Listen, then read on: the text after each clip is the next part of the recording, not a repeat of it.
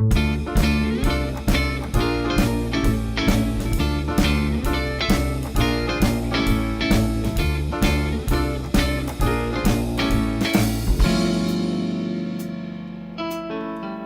back to Real Clear Radio Hour, brought to you by the Competitive Enterprise Institute. I'm your host, Bill Frezza. We're pleased to welcome Peter Wallison back to the program, Senior Fellow in Financial Policy Studies at the American Enterprise Institute. Peter, welcome back. It's been a couple of years since we had you on the show, and so much has happened since then. Well, Bill, it's a delight to be back with you, and there's a lot to discuss. I hope we have enough time. Well, let's start. Peter, we reached a crossroads with the election of a new president who appears to have declared war on overregulation in the administrative state. Do you think Trump is serious about this? I actually don't know. It's very hard to tell. So many of the things that he said during the campaign, he has backed away from. And unlike Reagan, I served in the Reagan administration, as you may remember. Unlike Reagan, this guy doesn't really seem to have any really firm convictions. He's probably a conservative in some sense. He's probably a Republican in another sense.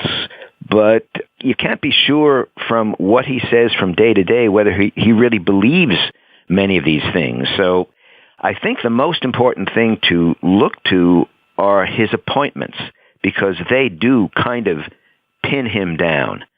And so I think those are the most solid benchmarks for where he is going to be on some of these issues. And even there, as we will probably discuss, there is ambiguity. I mean, I see he's stuffing his administration with Goldman Sachs alums. What's that a signal of? That's really scary to me. Now, I'm not against Goldman Sachs at all. I don't believe that Goldman Sachs is a danger to the economy. I don't believe that they had any particular role in the financial crisis that caused the problems that we had in the financial system either before or after the financial crisis. None of that stuff is believable to me, but there are things that Goldman Sachs people have expressed as in the interests of Goldman Sachs that are not, in my mind, good for the economy as a whole. And I would start with the appointment of Gary Cohn to be the head of the National Economic Council. Now, Gary Cohn was the second in command at Goldman Sachs. I assume he understands the world the way people at Goldman Sachs understand it, and that is that a lot of regulation is very, very good for them. Not only does it keep out competitors, I think Jamie Dimon once referred to regulation as a moat. Right. This is the regulatory capture theory.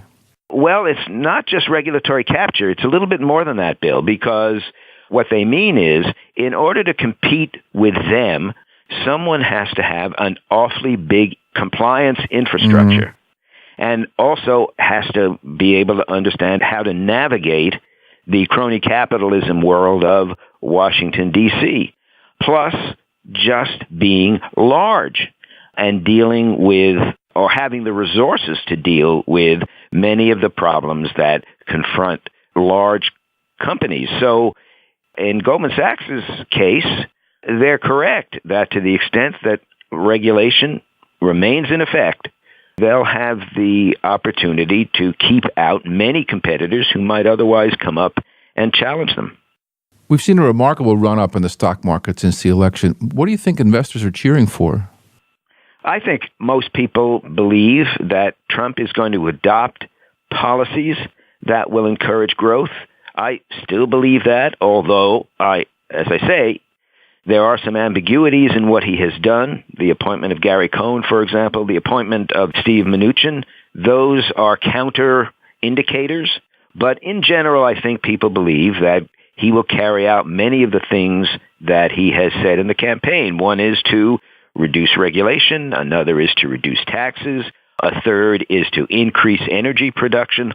All of those things will result in much greater growth in the economy. And that, I think, is why the stock market is reacting so favorably. Trump is promising federal fiscal stimulus, which means more spending, more borrowing, and more money printing. What's the likely long-term impact on Uncle Sam's $20 trillion debt load? Well, unless he begins to see the dangers that the debt load suggests, I think the problems are severe and will continue to get worse. There's no indication right now that he's willing to give up the sugar in his diet. And this is a very easy thing for anyone in power to do unless you come in with an understanding of the long-term dangers that this debt provides. Now, I'm not someone who thinks we have to cut the debt. That is not going to be possible. But what I do believe we should do and can do is to increase growth so that the debt becomes a smaller and smaller portion of our economy. And I think we can do that. And I think the right policies in tax, in energy, and in regulation can produce a great deal of growth that will account for and reduce as a percentage of our economy the total amount of debt that we have outstanding. But otherwise, it's quite dangerous. Peter, let's dig into specifics on regulatory reform and look at Dodd-Frank, the signature legislation supposedly designed to make sure the finance industry collapse of 2008 never happens again. Did Dodd-Frank address the root causes of that collapse? Absolutely not. In fact, it was a complete fantasy that was the root of Dodd-Frank. The fantasy was that insufficient regulation of our financial system, greed on Wall Street, excess risk-taking by Wall Street were responsible for the financial crisis. In fact, that is not the cause. And as you know, Bill, I've written a book about this called Hidden in Plain Sight. Yep. And what I think the book shows without question really is that it was the housing policies of the United States government, particularly the affordable housing goals that were put on Fannie Mae and Freddie Mac, these two very large government-backed mortgage companies that produced an enormous number of subprime and other very risky loans in our financial system by 2008. And when I'm talking about this, there's one fact that I think is extremely important here, and that is that in 2008, just before the financial crisis, more than a majority of all mortgages in the United States were subprime or otherwise very risky mortgages. And 76% of those, this is in the book incidentally, 76% of those were on the books of government agencies, principally Fannie Mae and Freddie Mac. Now that tells you one thing that's very important, and that is that the government created the demand for the loans, the weak mortgages that ultimately caused the mortgage meltdown and the financial crisis. It wasn't the private sector. It was the government's policies that did it. Will Trump allow Fannie Mae and Freddie Mac to stay in business, or is there something that could be done to get the government out of housing finance? There's a lot that can be done. The question really is whether Trump is a free market person or a government market person. And that still, in my mind, is up for grabs because I don't know where Gary Cohn is on this and where Steve Mnuchin is on this and other people still to be appointed. There are ways for the government to get itself out of the housing finance system, and that would prevent the sort of thing that happened in 2008, and it would create a very stable housing system in the United States. But on the other hand, of all of our large economy components, the housing system is the most crony capitalist system that the economy has.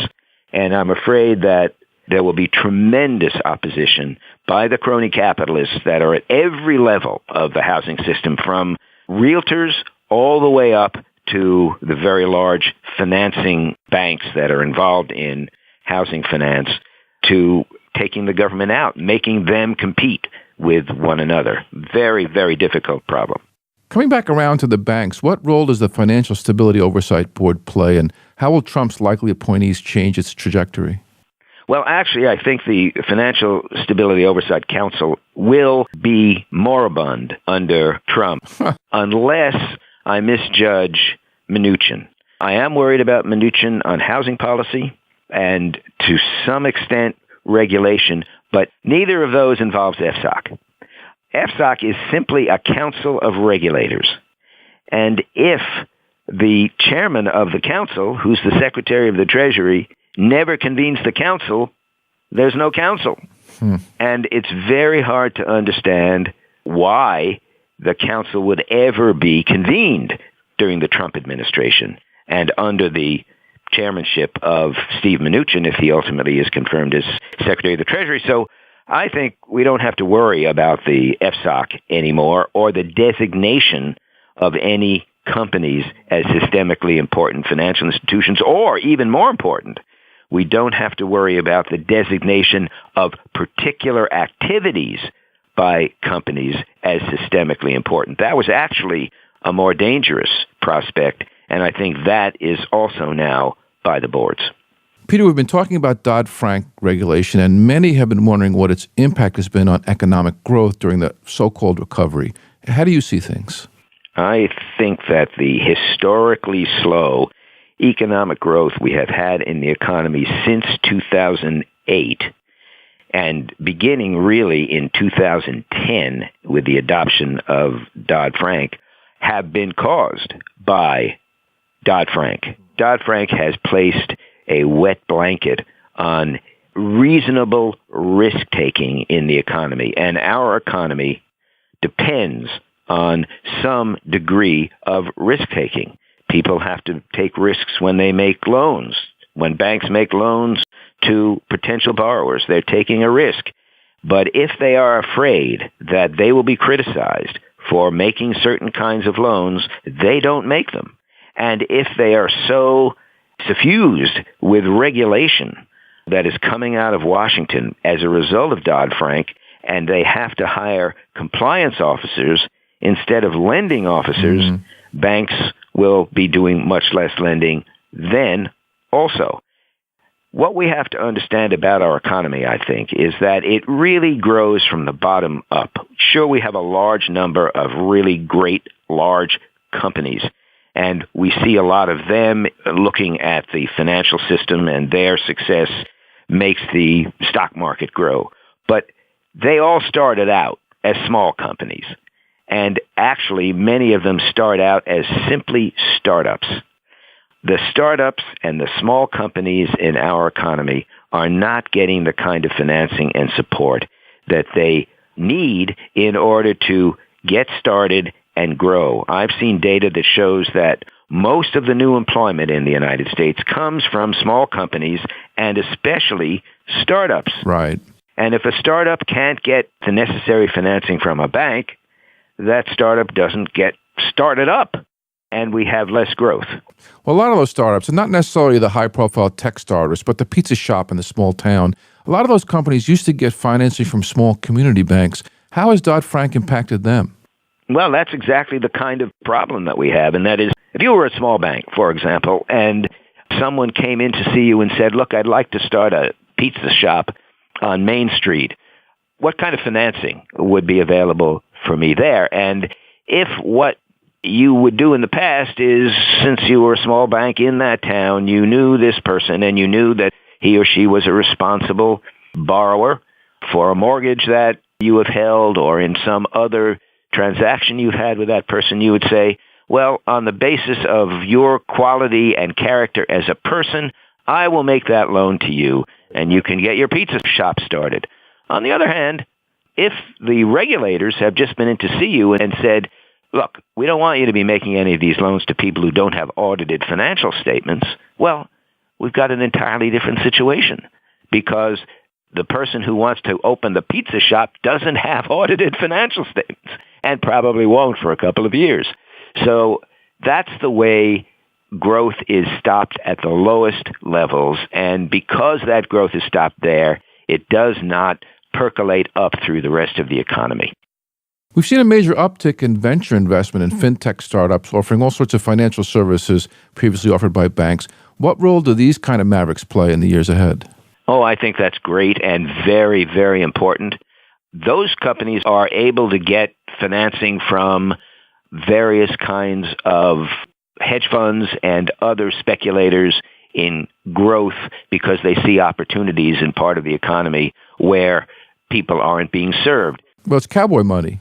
It's cowboy money, and that's what's always been the strongest part of our economy. We have lots of people who are willing to speculate on possible growth in various areas of the economy. Now, here we have been talking about the fact that banks are not making a lot of loans because they're under strict regulation. Well, along come groups that are able to assemble the financing from various places and make these loans. And so they start to look like much better bets because they are doing something innovative. They are opening up areas of financing that the economy is not otherwise getting because of the restrictions on banks. And so fintech becomes a major new area of growth. I think it's terrific. I think it will cause eventually banks to be freed from some of the restrictions that have been placed on them, because I think in reality the regulators will realize that they can't keeping restrictions on smaller banks when there are whole groups of organizations that are able to do what banks are doing without those regulations. Peter, in the time we have left, I'd like to take a broader look at the administrative state, which touches so many industries besides finance. I mean, a laundry list of agencies like the SEC, FDA, EPA, FCC, and NLRB now lorded over a majority of the American economy. I mean, these agencies seem to enjoy very little oversight by Congress and almost total deference by the courts. Has this been good for the country and the economy?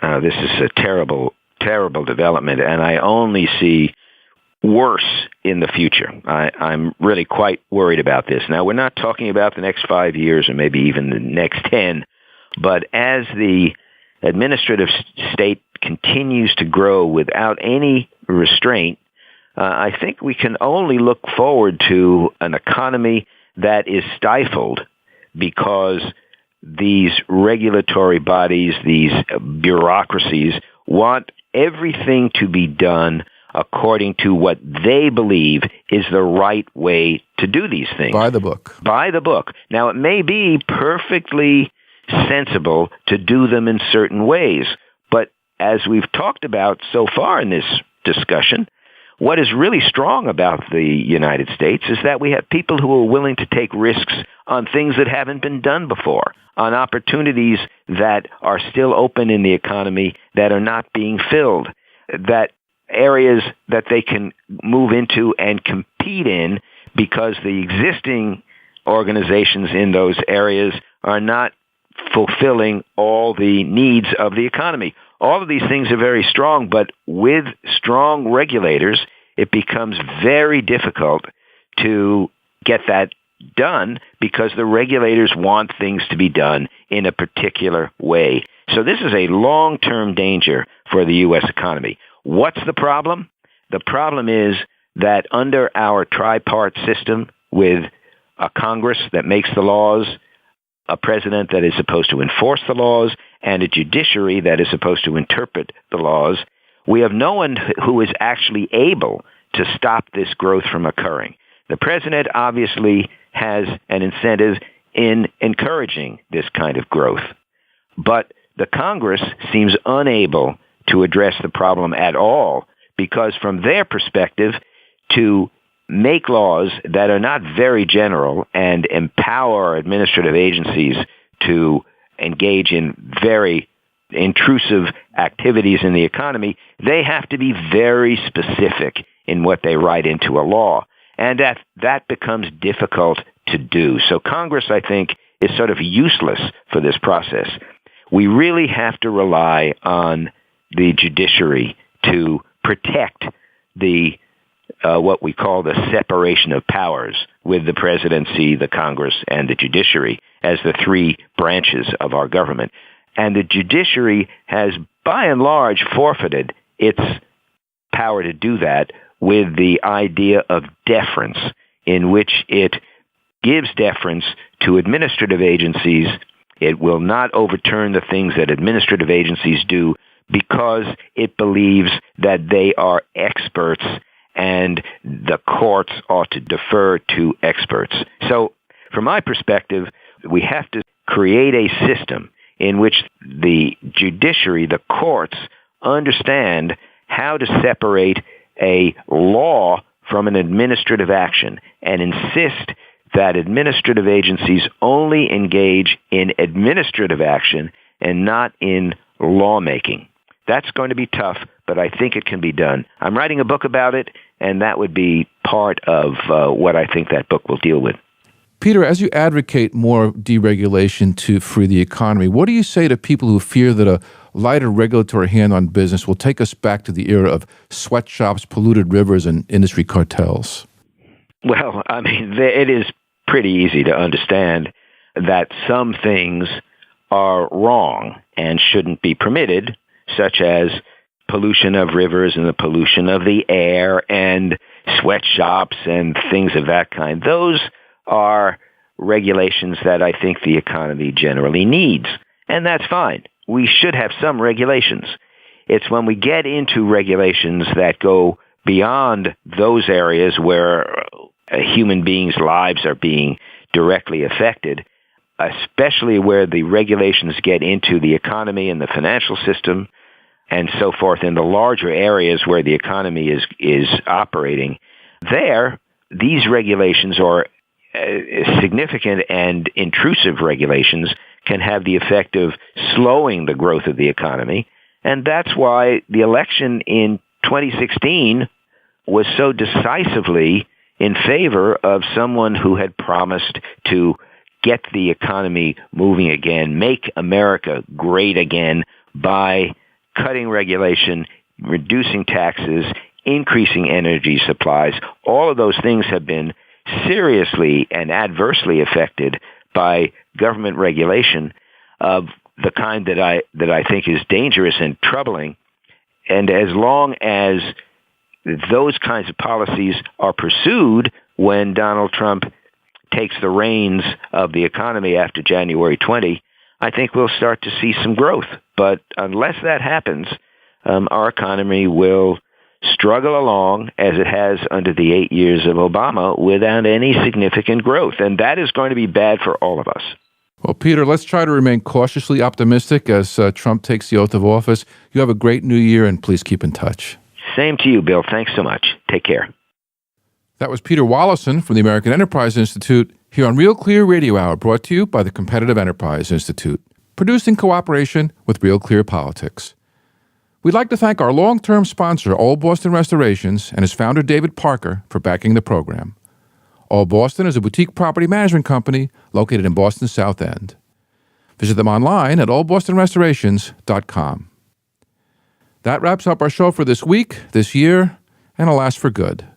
After 3 years on the air, our experiment in broadcasting a donor-supported NPR-style interview program with a libertarian rather than a left-liberal editorial perspective has drawn to a close. We'd like to thank Bloomberg Radio for giving us our start, our anchor sponsor, the Competitive Enterprise Institute, for its support, and especially our producer, Amanda France, whose tireless efforts booking compelling guests, building out our national radio syndicate, and prepping me with the research to help bring out our guests' best stories was superb. Learning about, speaking with, and helping spread the ideas of the over 300 guests we've had on the show has been a privilege. Their interviews will live on in our podcast library at realclearradio.org and in selected rebroadcasts on WBCA Community Radio, Boston. Thank you for listening. Please have a safe and prosperous new year. This is your host, Bill Frezza, signing off.